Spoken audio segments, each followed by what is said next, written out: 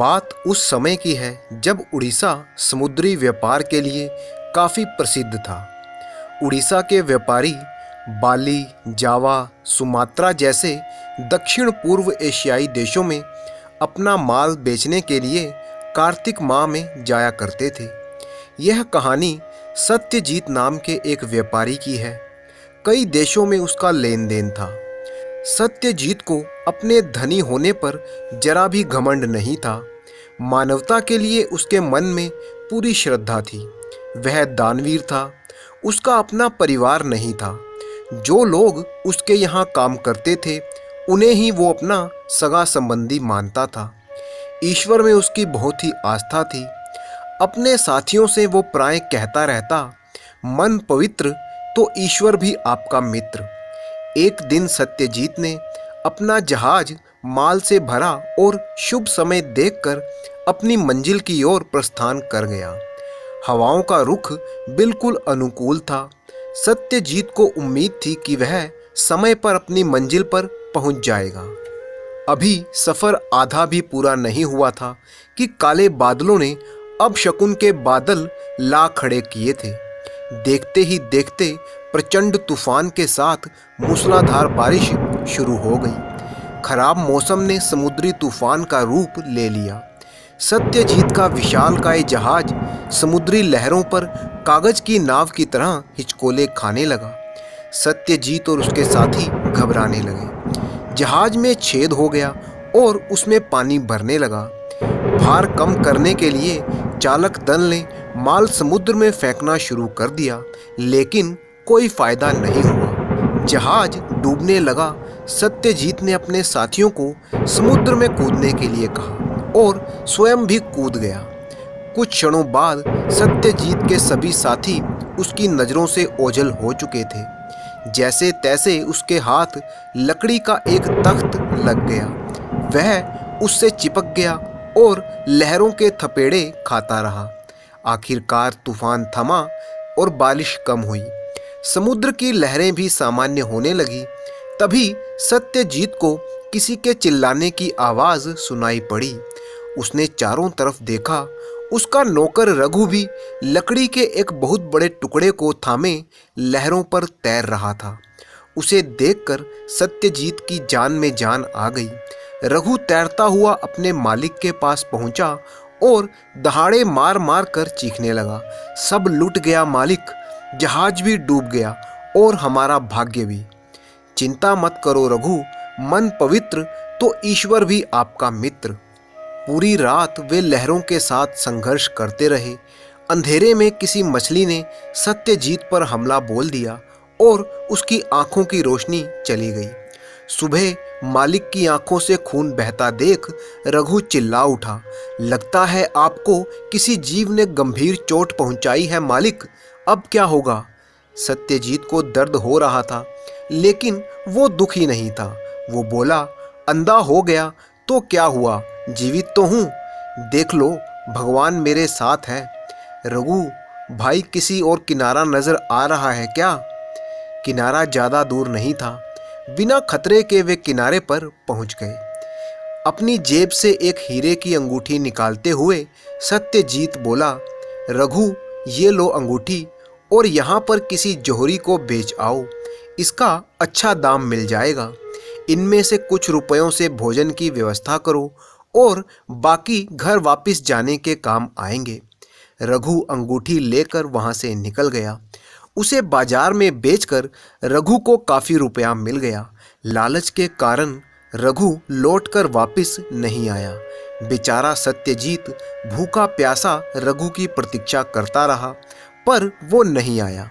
सौभाग्यवश वहाँ से एक सज्जन पुरुष निकल रहे थे। उन्होंने वहाँ पर बैठे नेत्रहीन सत्यजीत को देखा तो उसके हाल को देखकर उन्होंने महसूस किया कि ये आदमी अपने कपड़े और अपनी वेशभूषा से कोई व्यापारी लगता है। जरूर यह किसी मुसीबत में है। वो आदमी सत्यजीत के पास आया और उसने सत्यजीत से सारा हाल पूछा। तब सत्यजीत ने अपनी सारी आप बीती उस आदमी को सुना दी। असल में वो आदमी वहाँ के राजा का एक सलाहकार था। वो उसे अपने साथ महल ले गया। राजा ने सत्यजीत को देखा तो उसे सत्यजीत से सहानुभूति हुई। दयालु राजा ने उसे महल में रहने के लिए आमंत्रित किया। कुछ देर सोचकर सत्यजीत राजा से बोला, हे राजन, आपके इस प्रस्ताव को मैं धन्यवाद देता हूँ, लेकिन मैं हमेशा के लिए यहाँ पर अतिथि बनकर नहीं रह सकता। मैं चाहता हूँ कि आप सलाहकार के रूप में मेरी सेवाएं लीजिए। आपको सभी महत्वपूर्ण विषयों पर मैं उचित परामर्श दे पाऊंगा। सत्यजीत के बड़प्पन और आत्मविश्वास से राजा काफी प्रभावित हुआ। उस दिन से सत्यजीत राजा के मंत्रिमंडल में शामिल हो गया। कुछ महीनों बाद किसी दूसरे देश से हीरों का एक व्यापारी राजमहल में आया। उसके दिखाए हुए आभूषणों से रानी को एक हीरे की अंगूठी बहुत ही पसंद आई। राजा ने सत्यजीत से सलाह लिए बिना ही वो अंगूठी खरीद ली। सत्यजीत को जब इस बारे में पता चला तो वो राजा के पास आया और उसने कहा, महाराज, आपने अपना वचन नहीं निभाया, मैं अब यहाँ नहीं रुकूंगा।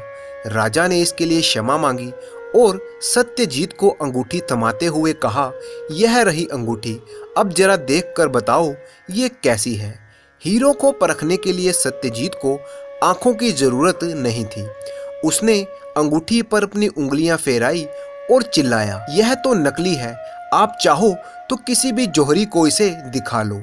जौहरी को बुलाया गया।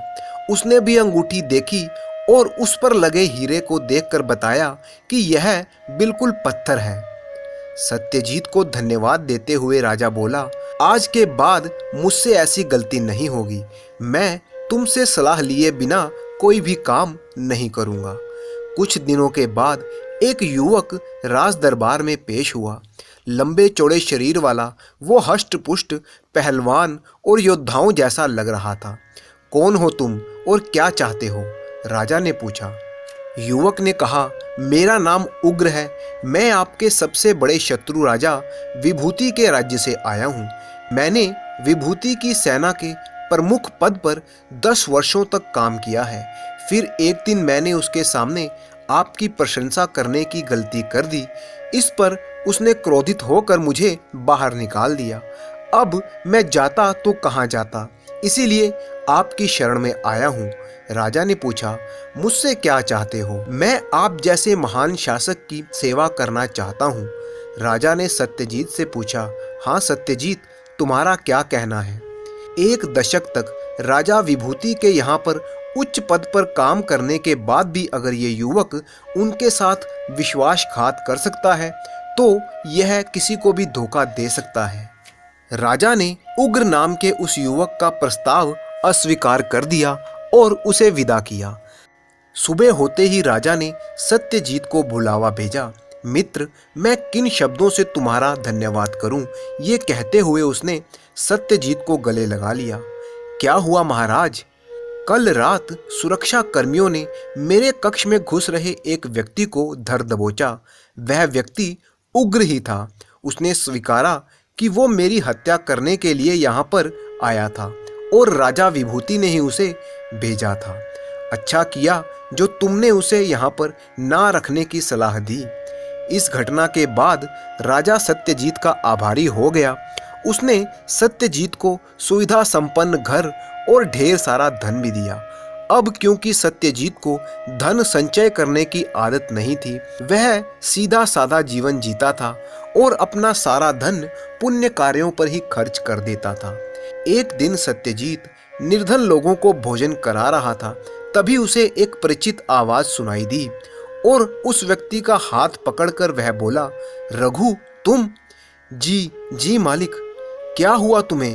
तुम्हारी ये हालत कैसी हुई? अपनी हालत क्या बताऊं मालिक, आज आपको यहाँ देख रहा हूँ तो आपके वो शब्द स्मरण हो रहे हैं कि मन पवित्र तो ईश्वर भी आपका मित्र। मालिक, आप सच में देवता हैं और मुझे देखिए, आपके साथ रहकर भी मैं उन मूल्यों को आत्मसात नहीं कर पाया। मैंने आपको धोखा दिया, तभी तो मेरा ये हाल हुआ। आपसे क्षमा याचना करने का साहस भी मुझ में नहीं है।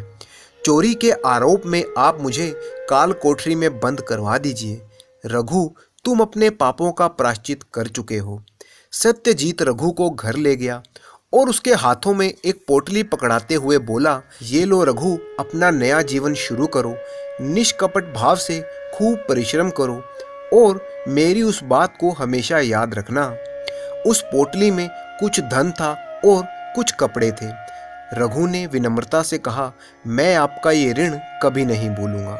सत्यजीत के पांव छूकर वो निकल पड़ा। 2 वर्ष बीत गए। एक दिन सत्यजीत अपने घर में बैठा पूजा पाठ कर रहा था। तभी एक आवाज उसके कानों में गूंजी, मालिक कहाँ हैं आप? देखिए मैं आपके लिए क्या लाया हूँ। अरे रघु, तुम कहाँ थे इतने दिन? सत्यजीत ने हैरान होते हुए कहा, मालिक मैं आपके हर प्रश्न का उत्तर दूंगा, पहले आप लेट जाइए। रघु ने सत्यजीत की आंखों में हरे रंग की एक औषधि की 3-3 बूंदें डाली। जलन के मारे उसका बुरा हाल हो गया, लेकिन कुछ ही पलों में उसकी यह पीड़ा ठंडक में बदल गई। सत्यजीत ने आंखें बंद रखी। काफी देर बाद रघु बोला, मालिक अब धीरे धीरे आंखें खोलिए। सत्यजीत ने जैसे ही अपनी आंखें खोली, वह चिल्ला उठा। वह रघु को, अपने कक्ष को, अपने घर को, सबको देख पा रहा था। अपनी आंखें मलते हुए वह बोला, मैं सपना तो नहीं देख रहा, मेरी आंखों की रोशनी लौट आई है। कहाँ से ले आए तुम ये जादुई औषधि? आपकी दी हुई राशि से मैंने एक छोटा सा व्यापार शुरू किया।